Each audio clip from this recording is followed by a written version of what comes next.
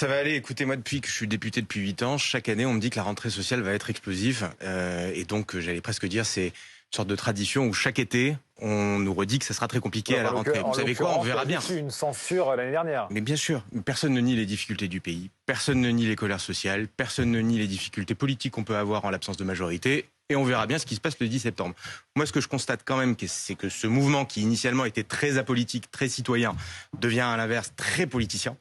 Vous avez la France Insoumise qui le soutient très clairement, et ça devient un peu la journée de la Mélenchonie.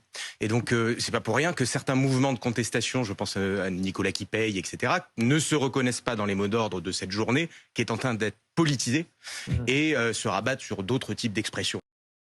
Je redis, nous sommes sur une ligne politique de soutien aux économies budgétaires qui ont été formulées par François Bayrou, par Amélie de Montchalin qui va réduire un certain nombre d'agences et de dépenses des agences, par Catherine Vautrin qui va s'attaquer à un certain nombre de sujets sur les arrêts maladie, sur le déremboursement des cures thermales. Enfin, je veux dire, quand on est comme moi très attaché à la baisse des dépenses publiques, il faut savoir reconnaître qu'il y a des baisses de dépenses publiques qui sont proposées et les soutenir quand elles sont sur la table.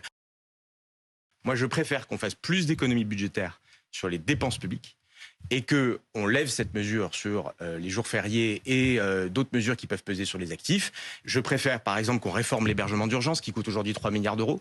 Et si on arrive à faire 2 milliards d'économies sur le sujet, c'est un jour férié en moins. Je préfère qu'on plafonne les aides sociales à un certain niveau plutôt que de continuer à les revaloriser ou à ne pas les plafonner. Je préfère à ce qu'on réforme les retraites, qui est quand même l'éléphant dans la pièce, puisque vous avez quand même la moitié de la dette cumulée depuis 2017 qui vient des retraites.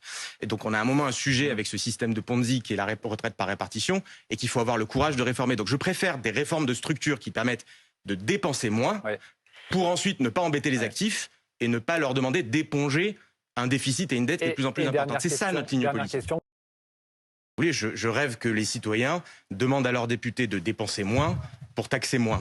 C'est-à-dire que plutôt que de faire des promesses de dépenses en plus, de fonctionnaires en plus, d'aides en plus, de subventions en plus, eh bien qu'ils encouragent leurs représentants au Parlement à faire des économies sur la dépense publique et de taxer moins et d'imposer moins. Si on arrive à ça, je serai le plus heureux des députés. Et c'est la logique dans laquelle nous nous inscrivons avec les députés Renaissance autour de Gabriel Attal.